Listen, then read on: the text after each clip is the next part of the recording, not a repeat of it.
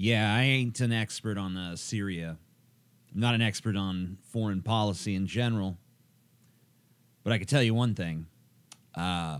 Hillary Clinton, she wanted to go into Syria. She wanted to set up no-fly zones in Syria, keep Russian aircraft out of the area so that they could no longer support Assad. And we all said, that's a bad idea. That's going to cause fucking World War III, because what happens when you shoot down a fucking Russian plane when it violates that airspace? What are we going to do? How are we going to escalate from there?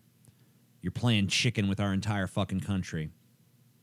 And we thought when we put Trump in there, you know, yeah, he might be a piece of shit, but at least he understands that Iraq was a bad idea. He's on the campaign trail saying, no, the shit they're talking about Iraq is nonsense, and fuck all this talk against Syria. We're not going to go into Syria. Whatever. The war in Iraq, we spent $2 trillion, thousands of lives. We don't even have it. Iran is taking over Iraq with the second largest oil reserves in the world.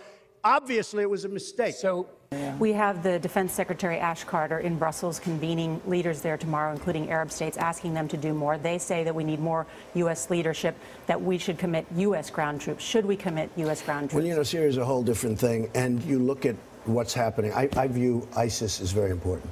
And I love the fact that Russia is hitting ISIS. And as far as I'm concerned, they've got to continue to hit ISIS. But you know what Russia is doing in Syria? Russia is hitting the groups that we're backing. Sure. And why are we backing the group? We don't even know who those people are. I speak to generals. They're saying we're giving billions of dollars of equipment to people we have no. Here we go again. She talks tough. She talks really tough against Putin and against Assad.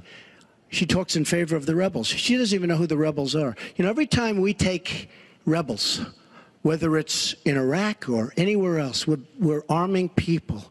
And you know what happens? They end up being worse than the people. Look at what she did in Libya with Gaddafi. Gaddafi's out. It's a mess. And by the way, ISIS has a good chunk of their oil. I'm sure you probably have heard that. It was a disaster. Because the fact is, almost everything she's done in foreign policy has been a mistake, and it's been a disaster. We are going to get bogged down in Syria. If you look at what happened with the Soviet Union in Afghanistan, that's when they went bankrupt. They went bankrupt. They were there so long, so you fought so hard. You think Putin's going to get suckered into Syria? They're going to get bogged down. Everybody that's touched the Middle East, they've gotten bogged down. But now, all of a sudden, you got Rex Tillerson saying that, wow, we got to get rid of this fucking Assad in Syria. Got to get rid of him. He's a bad guy. Look at it. He did a chemical attack on his people. We got Trump saying, oh, I changed my mind. We need to do something about this Assad faggot over there in Syria. Syria, with the chemical weapons attack here in the past day, have just, I think, horrified all of us and brought to the front pages and to our television screens as well the tragedy that is part of the Syrian conflict. There is no doubt in our minds, and the information we have supports, that Syria, the Syrian regime under the leadership of President Bashar al-Assad are responsible for this attack. And I think further it is very important that the Russian government consider carefully their continued support for the Assad regime. Sir, does Assad have to go? Assad's role in the future is uncertain, clearly, and with the acts that he has taken, it would seem that there would be no role for him to govern the Syrian people. And so what steps is the United States prepared to take in order to remove him from power? Well, the process by which Assad would leave is something that I think requires an international community effort, both to first defeat ISIS within Syria, to stabilize the Syrian country, to avoid further civil war, and then to work collectively with our partners around the world through a political process that would lead to Assad leaving. Can I just quickly ask you if the chemical attack crosses a red line for you? It crossed a lot of lines for me. When you kill innocent children, innocent babies, little babies, with a chemical gas that is so lethal, people were shocked to hear what gas it was.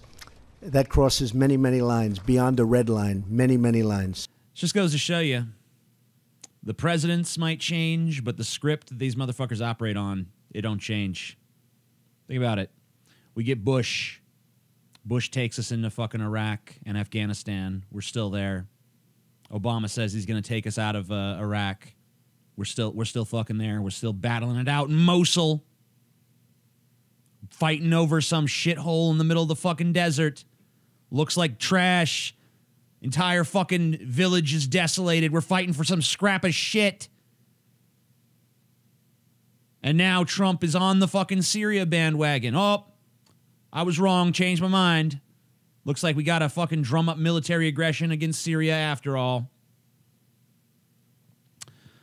I'm not going to get into all the bullshit conspiracy theories. People saying the Syrian gas attack is a false flag.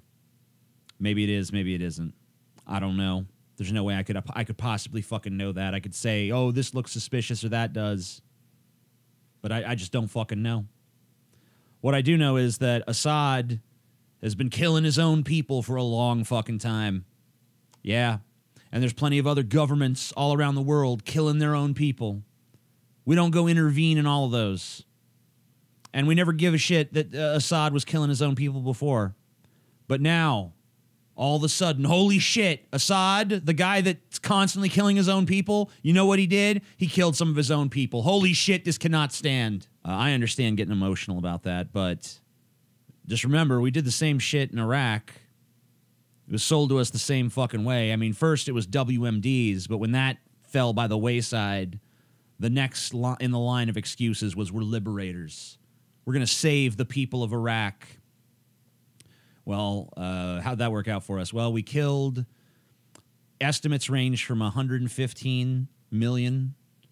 I'm sorry, not 150 million, 115,000 Iraqi civilians to 1 million Iraqi civilians. Most of the studies I've seen say about 500,000. So we killed 500,000 Iraqi civilians so that we could liberate Iraq. Woo! They're going to greet us as liberators, you guys. No. They're going to fucking bomb us with IEDs. They're going to kill our soldiers. They're going to drain our fucking country's financial resources.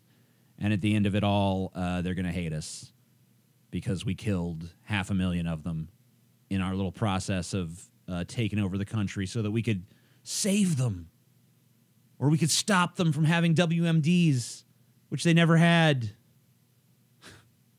And it's all just happening again. It's all being played out again. I see people on the internet saying, well, you know, Trump might seem, these Trump supporters saying this, by the way, Trump might seem like he's ramping up aggression towards Syria, but that he's really just really making a big show of it for the public, and really he doesn't have any plans for military action. So the president is saying we got to get rid of Assad, and Rex Tillerson is saying we got to get rid of Assad, but it's all just a big pageant. It's all just a big show. Well, I agree with that. I agree it's all a big pageant. I agree it's all a big show, but I think the show includes us going to war with Syria because, let's face it, whether it's Democrats in power or Republicans in power, we just keep going into conflicts in the Middle East. Doesn't seem like it matters who's in power. When Bush was in power, it was Iraq and Afghanistan. When Obama was in power, it continued to be Iraq and Afghanistan, and plus he launched drone strikes, I think, in 5 other countries. We're constantly bombing countries in the Middle East. We're constantly talking about, oh, should we put boots on the ground here? Should we put boots on the ground there? Should we fucking stop these people? Should we stop these people? Meanwhile, our allies in Saudi Arabia, they're doing atrocities too. Atrocities all over the place. Their whole fucking society is an atrocity. Openly fucking sexist. You could be executed, I think, for reading the Bible in Saudi Arabia. Apostasy is punishable by death. They have religious police on the streets. So their atrocities are okay. Why? Because they fucking sell us oil and shit. We're financially entangled with them, so they're okay. And their atrocities are okay. But when it's someone we don't like doing the atrocity, oh no, this is cause for us to go intervene militarily. We have plenty of problems here at home. Plenty of them. I promise you. We got lots of problems. Let's solve those.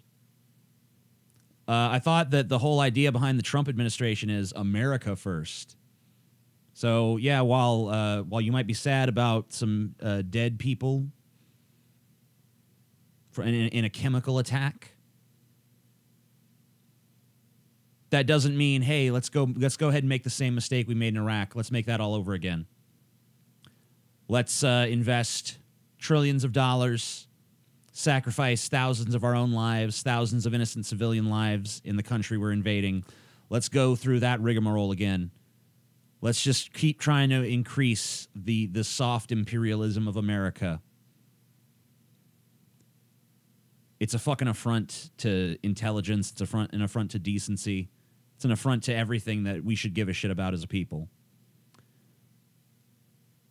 And it's an affront to all the people who are suffering here in this country from serious problems that need solutions, that aren't being honestly talked about, aren't even really on the radar of our politicians or our media. The last thing we need is a fucking Syrian military intervention. So people say, well, what do you want us to do about Assad then? What do you want to do about him? Nothing. We should have done the same thing we should have done in Iraq. We should have left Saddam Hussein the fuck alone.